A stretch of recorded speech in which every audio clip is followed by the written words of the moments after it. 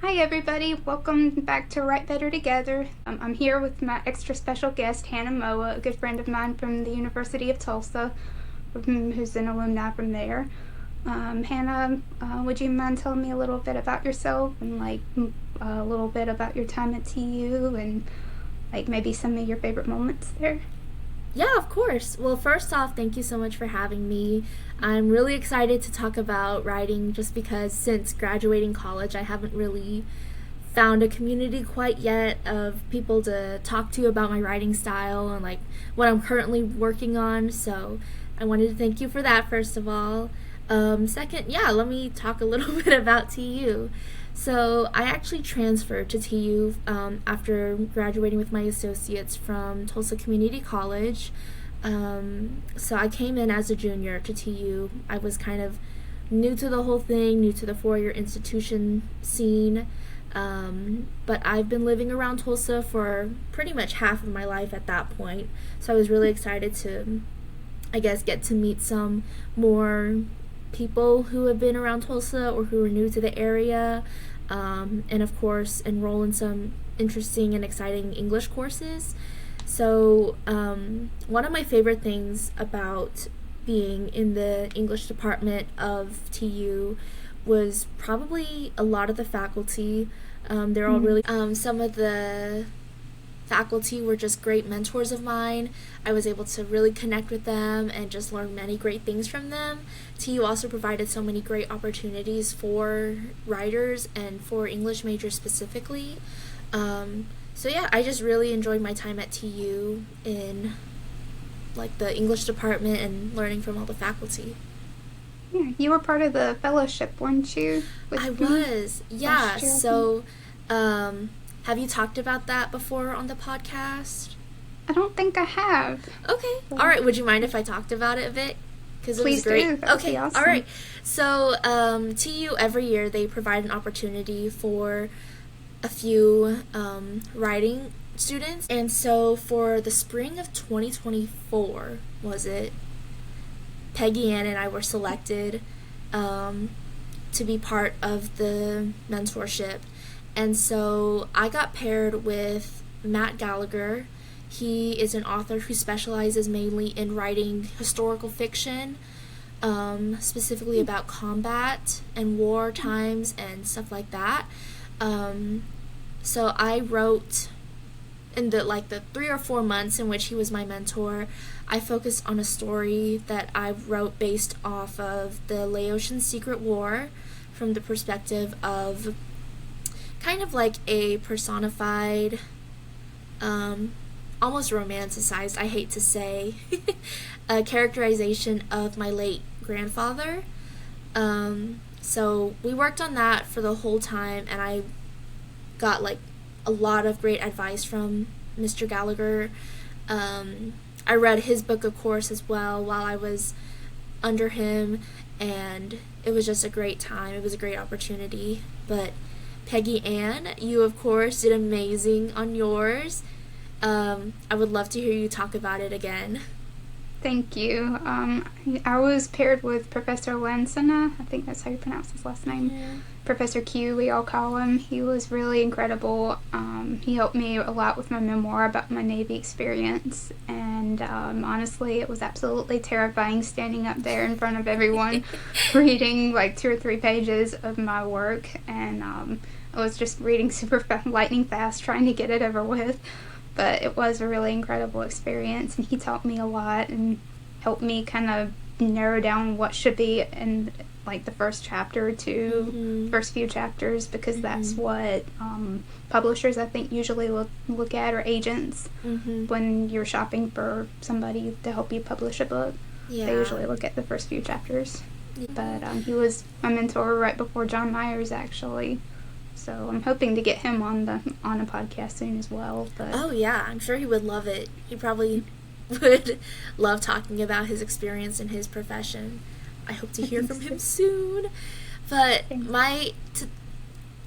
speaking of that night in which you were talking and reading from your Navy memoir, my dad was actually in the Navy, so he's a veteran as well in the Navy. And so he was in the audience that night, and I don't think I ever told you this, just because I don't remember. But yeah, he was in the audience and he remembered, or like, I remember him telling me that he really enjoyed yours just because he had that personal connection with it. He was also deployed several times to like many different countries whenever he was super young. He joined the Navy when he was 19, I think. So yeah, he loved hearing about it, and he remembered hearing about it whenever he was at our senior night presentation later that year. And so he also heard about your Navy poetry later on that year, and so he was like, hey, it's that Navy girl. Oh, that is so sweet. Thanks. So yeah, your stories and your words have connected with at least one veteran, and when they get published, I'm sure they'll be connected to many others, and I can't wait to see that happen. That's incredible. As long as I can help at least one person, then I'm doing my job right. Praise the Lord. But do you mind if I ask what it was like for you sharing your work, standing up there in front of everybody? Yeah. So I have a little bit of experience with public speaking. I've been doing like a lot of speech and I guess church-related stuff like that since I was a teenager. And so while presenting itself isn't scary to me, or, you know, presenting what I've been researching or working on, it was a whole other creature reading my own personal writing to people who I've never seen before, especially because, you know, it's your baby. You want people to enjoy it, and you've been working so hard on it. You want people to, you know, hear it and connect with it to a certain level.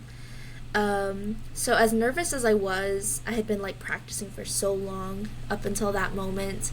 I really was just trying to hold on to it like it was my baby, and I was like, I'm kind of scared to let you go out into the world. Like, how will people receive you?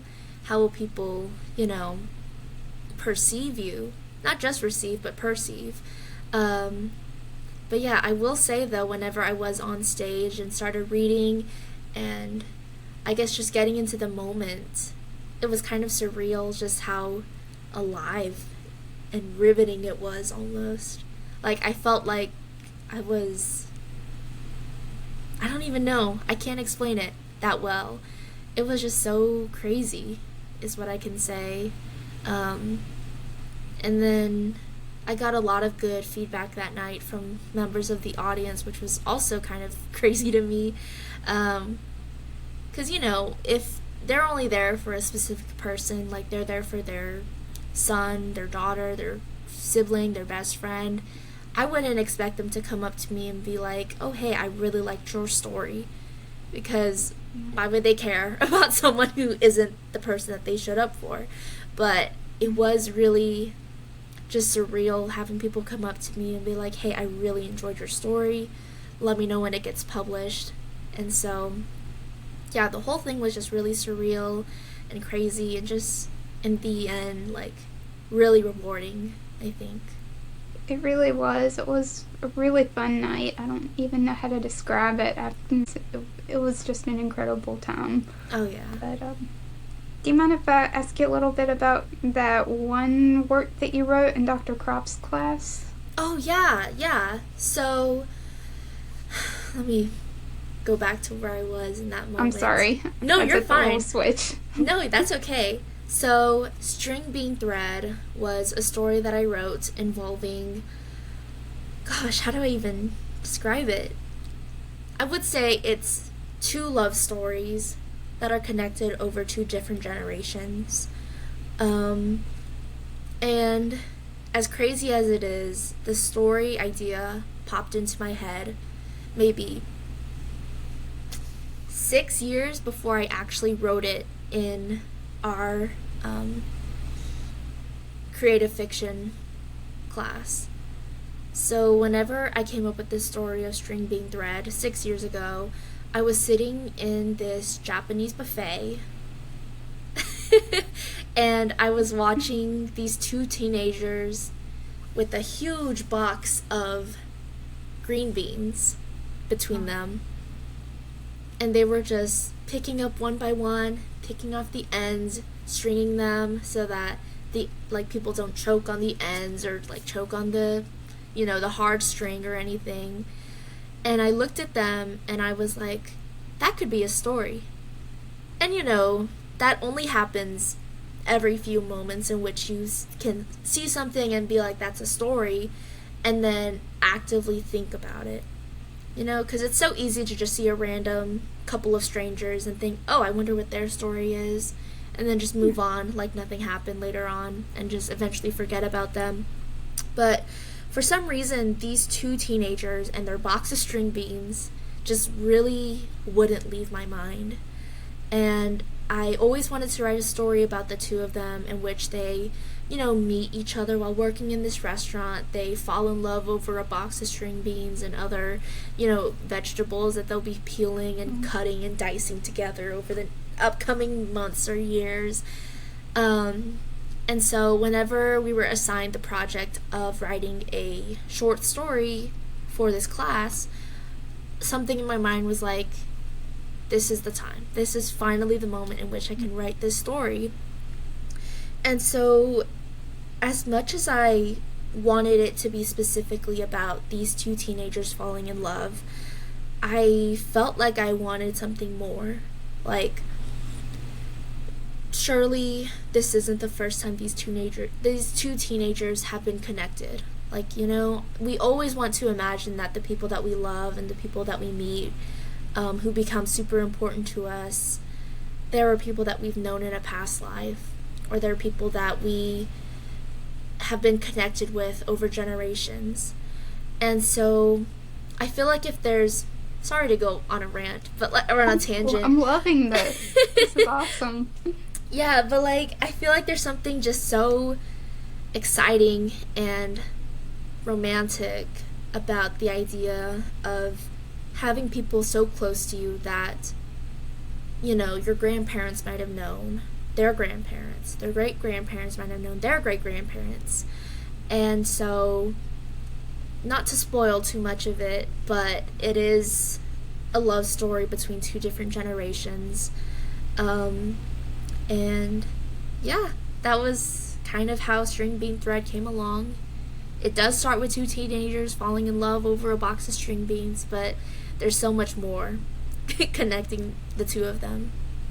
Yeah, it was a really powerful story. It just stuck in my head, and I don't know, I just really loved that connection over generations. It was just incredible to me, and it was sad, emotional, strong, but really super sweet story, and I think you did a really good job with that. Thank you. I normally don't write a lot of romances, and so I wanted to challenge myself with that, so I felt like it went pretty well, but I do want to revisit it in the future. You did really well with it. That was a really fun class, wasn't it? Oh, yeah. Just meeting a whole bunch of people excited to write, or just taking an elective course and wanting it to get out of their way. There's two different people who become writers. Those who actively pursue it and those who are pursued by it, and they don't even know it. Amen to that. But I love just seeing people, as they're describing something that can improve a story, you can see the dots connect in their head. You can see that light bulb hit their eyes in the moment that they, read a partner's or friend's story and think, what can make this even more better? What can hit this point home even more? I just love it when writers write together.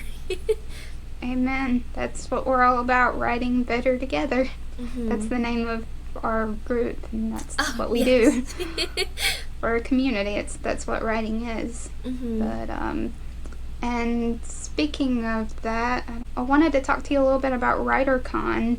Going to TU actually really helped us get there, didn't it? Yeah. So you and I were lucky enough to be the recipients of a certain scholarship that's only awarded to seniors to be utilized for continuing education funds. And I have never heard of a scholarship that does that before, where they give you money to spend not in college, but after college. It's kind of a reward in itself, oh, hey, you did so great in this writing program. Why don't you use it to do something else? Use it to write, yeah. Yeah. And so You had gone to the cruise for WriterCon, right? The retreat. Sorry, that was a You're different good. thing. You're The good. retreat. Yeah, and so I just went specifically to the writing conference because all I did was search up writing conferences near me because I had never been to one of those, and I thought it would be a great experience to and a good way to use those funds. So whenever I saw you at the writing conference, I was like, I know her. I know Same. her. I'm so glad that she's here because, not gonna lie, there were a lot of older generations there at the writing conference, and of course there were a lot of people our age, but a lot of the audience was mostly, you know, Gen X or older millennials or even baby boomers, and that was something I, kind of went in expecting, but it was still really great, I think, to, connect with writers of an older generation, just because we had been in college for so long and working with people our own age mostly for feedback and stuff like that. So, writing or WriterCon was a really great experience for me personally because I was able to connect with one of the best moments for me that week was whenever I connected with a ghostwriter. And so one of my career goals whenever I was, I guess, starting out in college was entering ghostwriting because I love writing, but it's the publicity part and being known and signing books. That part has always like turned me off from writing just because I don't write for recognition. I write to get my words out and to connect with people who read my work. And so ghostwriting has always been kind of a personal goal of mine to get into. I've always wanted to be like a freelance ghostwriter so that I can see like the thoughts of famous people, and become them for a little bit and personify them through their own words, but not being seen for it, not being recognized as the voice of this famous person.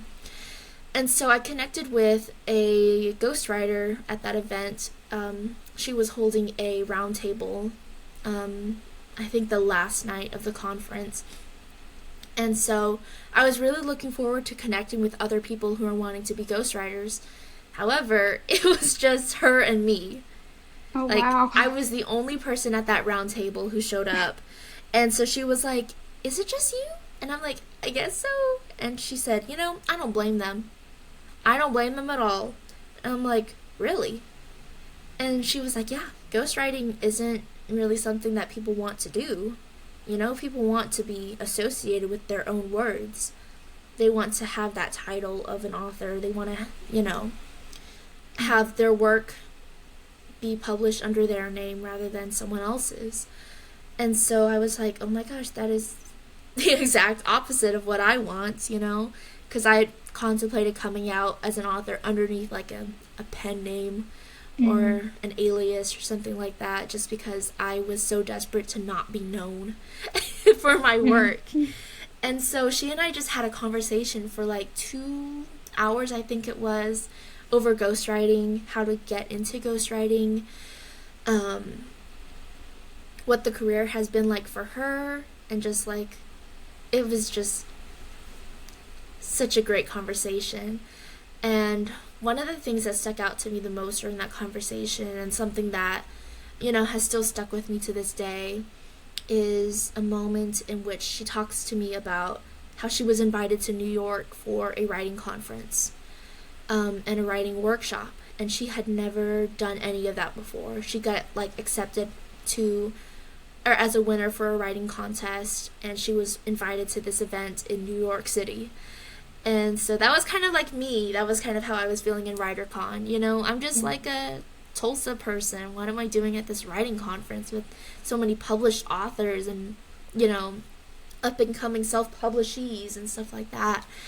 And so she was talking to me about this conference that she was in and how nervous she was, how she just felt like she didn't belong there, like this imposter syndrome that was eating her up.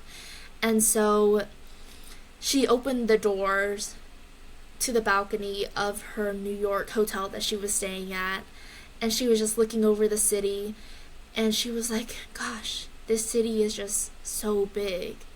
What am I doing here? And so she told me that in that moment in which she was questioning what she was doing there and how she was so small in this giant city of millions of people, she heard a voice, and it was the voice of God telling her, do you think this city is bigger than I am? Mm. That's awesome. Yeah, and so she said that, and that really stuck with me as well. And because it was just, I'm getting chills right now just talking about it. Yeah, because, gosh, like, you think becoming something bigger than anything you could imagine is so scary, and you feel so alone in a sea of other people just trying to make it. And she just heard this voice telling her, this is not bigger than I am.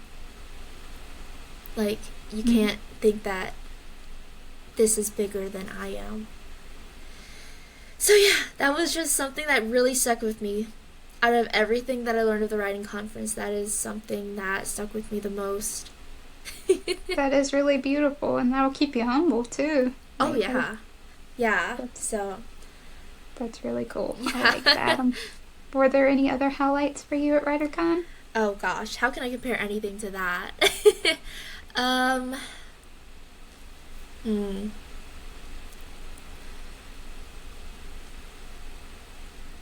I was able to have a, I guess, what was it? Not a pitch. It was where you sent a chapter of your work to an author, and they were able to sit down with you one day during the conference. I sent my story that I worked on during that mentorship in 2024. I sent one of the chapters to an author that I was going to be sitting down with, and she read it, and she of course praised it.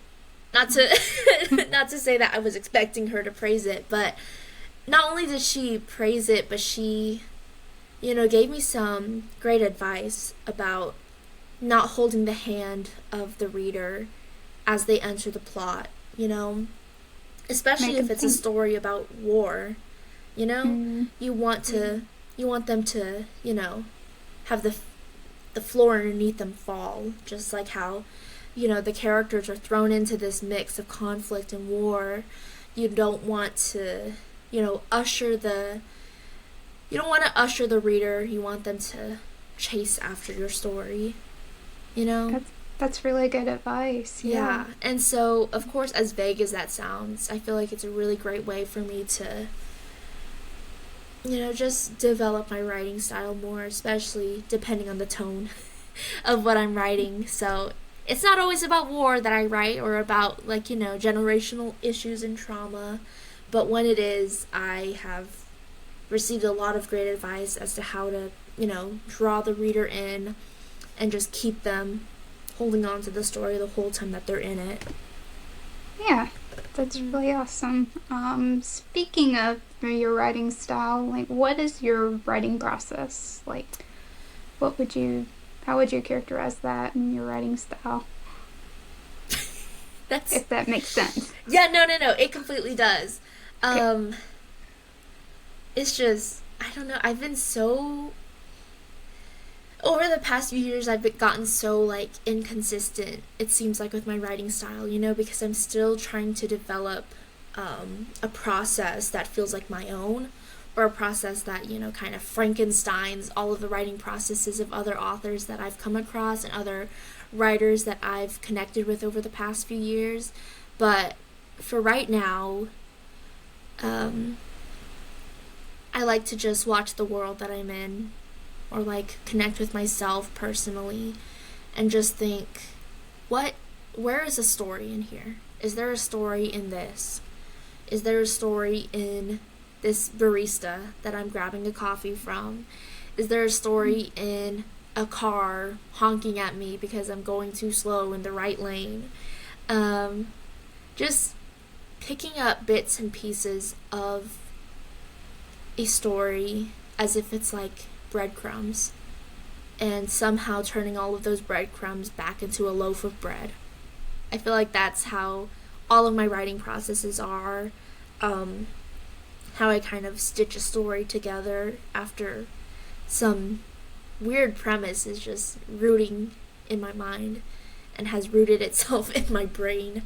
So right now it is just really finding bits of a story throughout my everyday life and forming layer upon layer around it. I like that. My mother will do that with me sometimes. We'll be out and about at a restaurant and she'll say, "Look at them. I wonder what they're doing. You could write a story about them." That kind of Oh, thing. yeah. There's a story in everything. And so that's why I feel like it's so hard to imagine, just not caring about other people. Very true. That's why I feel like authors are so empathetic, because they see a story in everything, whether or not they want to. Right, definitely. Mm-hmm. It's just kind of how we're made.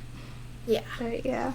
How do you deal with like setbacks or writer's block? So, as I said, I'm like super inconsistent right now, but if there's ever a moment in which I suddenly have a burst of inspiration, it is because I'm looking at a group of people, or I'm looking at a single person, and I'm like, there's a story in you somewhere, and I need to find it and pull it out. It involves a lot of intentionality, I think, to actually sit down and write what's in your head.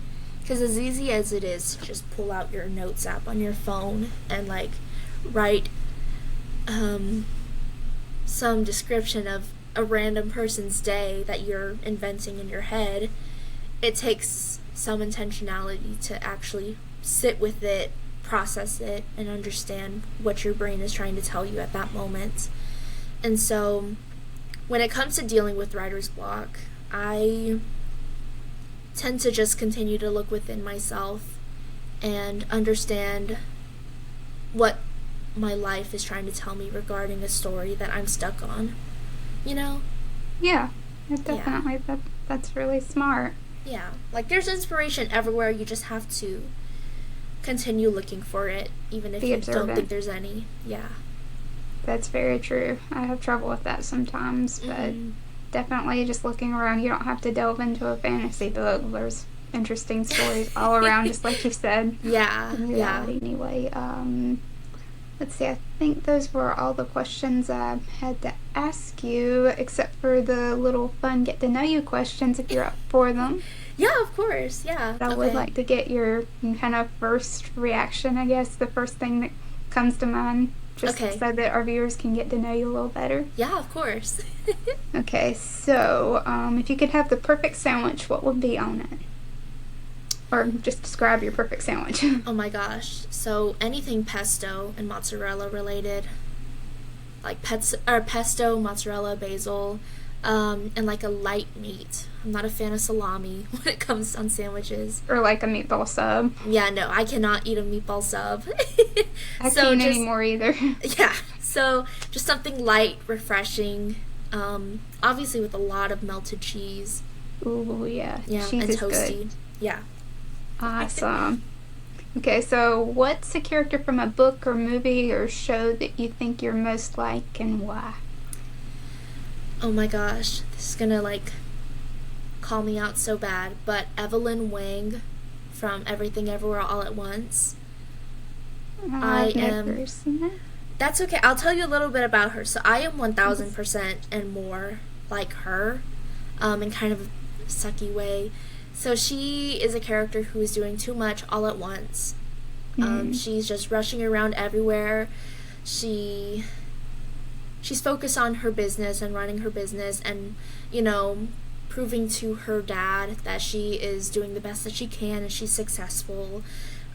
She's not the best person to her family at the beginning, but at the end she starts to value them for the part that they play in her life, and everything just becomes so much more vivid to her after she's able to, separate herself from her responsibilities, lighten the load on herself, give her responsibilities to other people who are there to help her.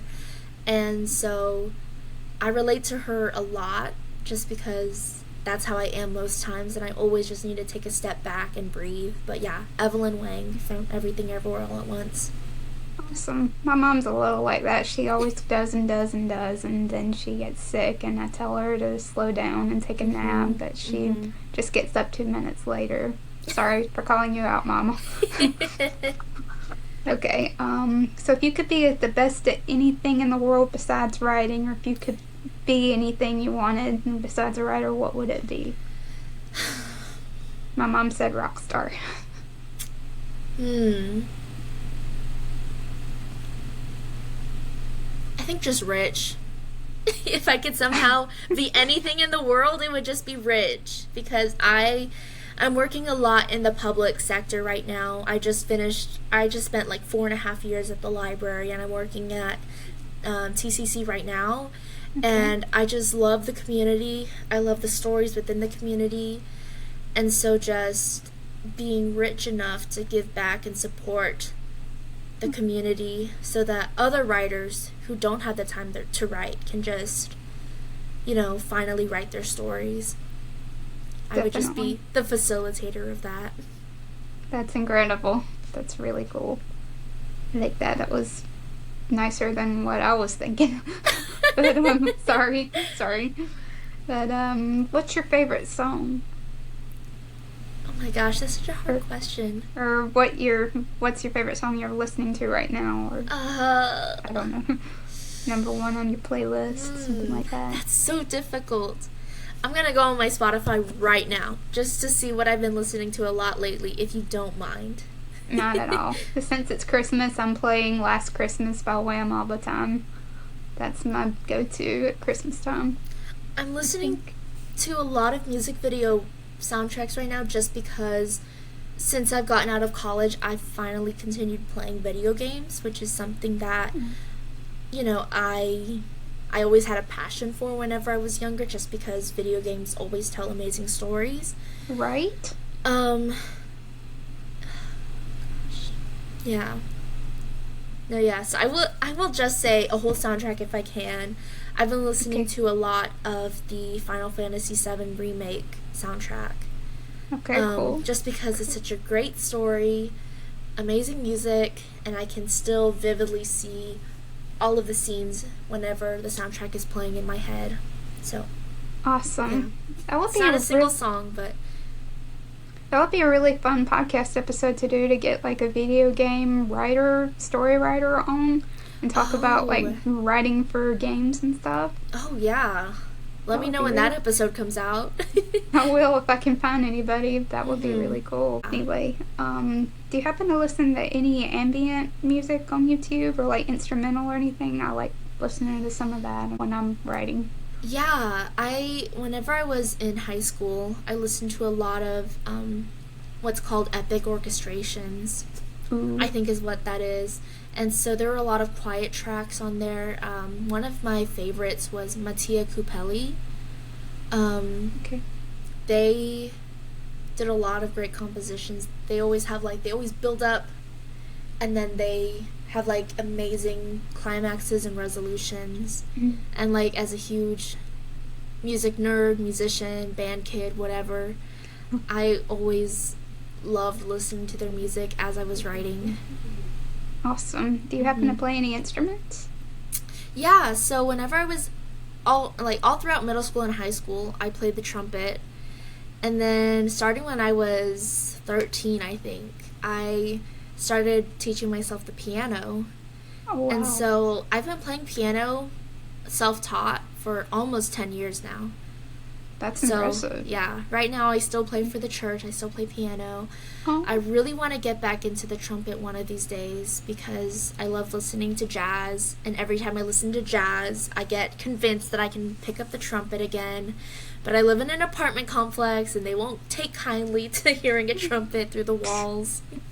That's true. You could practice at church maybe and bring it out around Easter time or something. Oh my gosh, that'd be crazy.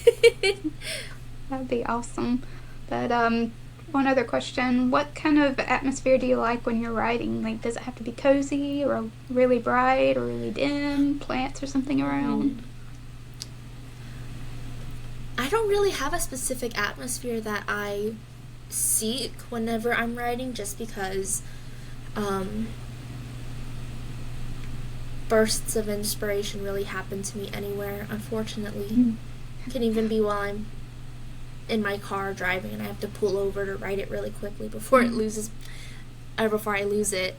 But I guess whenever I was in school having to complete a short story or an essay or a poem really quickly, I would always go to the library or a Starbucks or something, just sitting surrounded by people who are also working. I like to imagine what they're working on, and that helps me work. That's really good. Library's always good too, definitely. Oh, yeah. So, one last question. Do you have a call to action for our viewers? Yeah, I would say the best stories always come from looking around. And so I would like to encourage anyone listening to this podcast to, continue to look around you, and participate in your communities, participate in the world around you, because as many words as you can push out into the community, you must be willing to accept words back from the community. And the only way to do that is actively participate in it, connect with others, see what other people are doing, be involved with helping others, and I guess just being a part of the world around you is what I would encourage anyone to do. That's really beautiful. I like that. Thank you, Hannah. And before I say anything else, I just want everyone to know that this video and all future videos are in honor of John Myers, who recently passed. And I didn't really know him for very long, but he really touched my life and a lot of people's lives. He really made a difference, and he really helped me to get back into writing too. So I'm really grateful to him, and I hope that I can kind of continue his work and help other writers too, like myself.